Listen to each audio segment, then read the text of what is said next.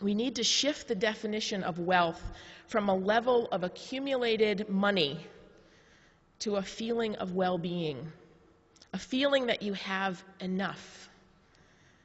What would that take? What would the metrics be to gauge kindness, care, and enoughness in our society? So just think about it. If a person has a sense of well-being and enoughness and lives in a culture that reinforces that, then that person will want the same feeling of enoughness for others. It just works that way. So how might that affect our societal structures, our human services system, our economic system, and how we treat and interact with the planet and all beings that are on our home planet?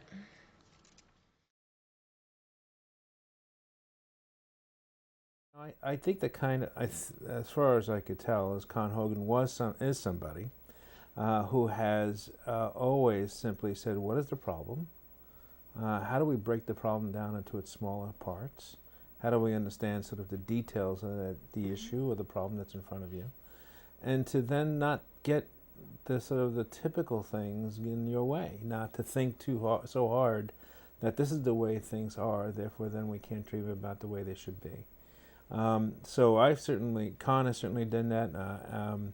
Predecessor in this award did that. I have done that in my work, and I think that's the person you want to have. I think you want to have someone in this. It's leadership, but it's also leadership with an attempt to bring new ideas to light, and to bring them in a way that is sort of both fact-based, but also is community-based. A whole new field around youth work and after school and expanded learning opportunities. And I mean, I have to take a moment really to just talk about that time outside the school day and how critical it is to the healthy development and academic achievement and long-term success of our children and youth. And the fact that when we look at where kids fall behind, it's not really while they're sitting in the classroom.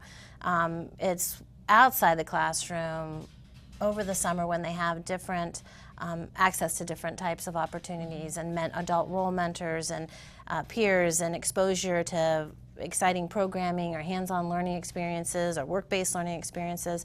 And I think the field that, not me alone, I think all of us together are trying to grow is how do you do that really well? How do you sit in the space between education and youth development and feed all those different aspects of what it takes to grow a young person into a strong, healthy, fully fledged adult.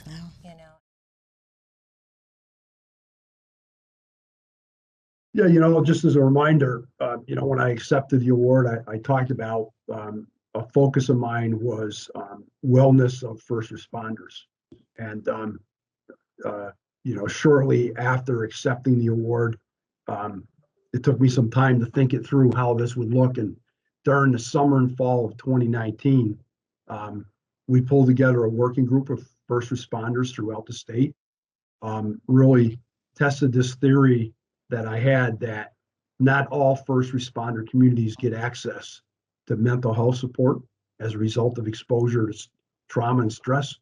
And it validated that my thoughts were spot on.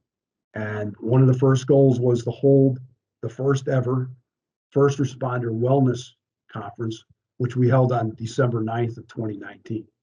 And I had no idea at that time that my phone would ring 3 weeks later, asking me if I would be the interim commissioner of corrections. The Agency of Human Services asked if I would start a low barrier shelter in Burlington, and I said no. They asked again, and I said no. And all the while, I was thinking, this isn't our business.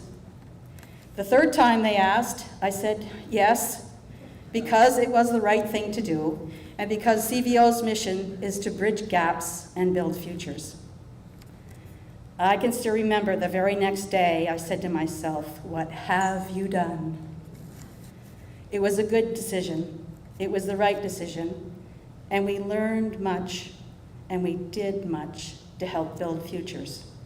And we keep building futures. I feel that I met Con along the way. Thank you.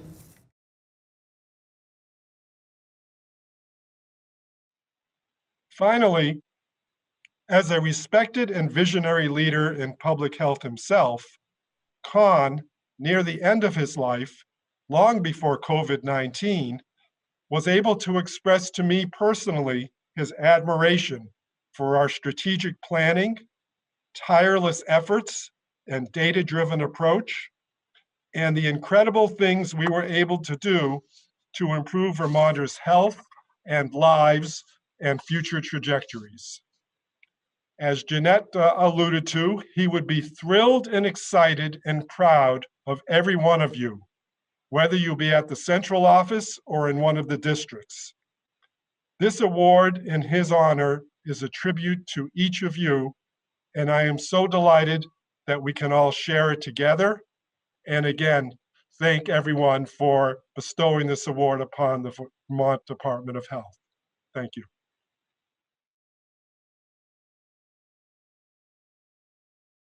By putting art at the center, and by protecting, cherishing, and celebrating land that's held by Black Vermonters and other people of color who have been historically marginalized in land ownership and land stewardship. This is important. It's important not only for Black Vermonters, Indigenous people, other people of color. This is important for all Vermonters. It's a matter of equity, yes.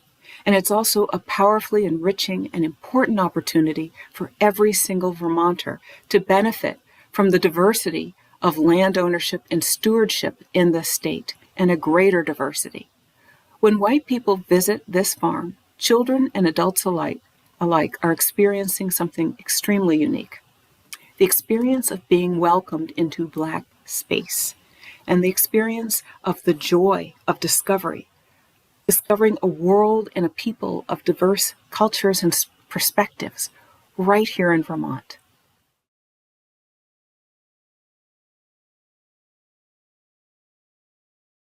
So it is symbolically important we listen. We must listen to understand. We must realize that immigrants look at things through different lenses. That's not a flaw or something to be ignored, but an opportunity for better understanding. Too many of us have not paid attention to the numerous impediments facing immigrants. And it starts when we open to dialogue either as a group or individuals. The important thing is that we start talking, and more importantly, we start listening. But we also must literally listen.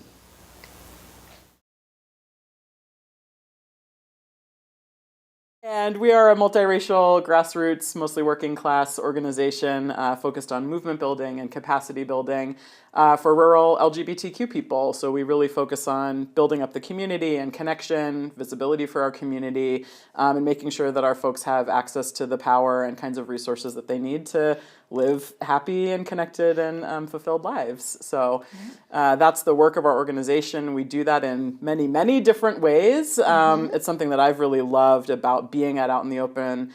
Our community and my board members and our coworkers have really trusted me to follow, my interests and passions, and now the interests and passions of the staff members that we have as well, and knowing what it is that we need, and then manifesting that in work that supports the community to hopefully get their own needs met as well. So some of that is through creative projects in oral history and looking at how are we using cultural practices and arts-based practices to gain access to power and do community organizing. Some of that is traditional peer support programs, so identity-based things where people are offering peer support to each other and connecting around that. With our shared commitment to data-informed public service for the common good, it is an honor to be in your company. And it's an honor to commit to continue to doing this important work alongside all of you and those who will join us in the years to come. Because the political process, let us remember, is in large part, it's not inevitable. It's what we decide to make of it. So let's all work to shape it in Con's example, so that together we can make life better for our neighbors and the next generation, And also so that when some Vermonter decides to write the next book of Met Along the Way stories of serving and living in Vermont, it can be filled with a whole new set of the positive gems that Con spoke of, echoing those stories that Con wrote about during his incredible life of service. Thank you.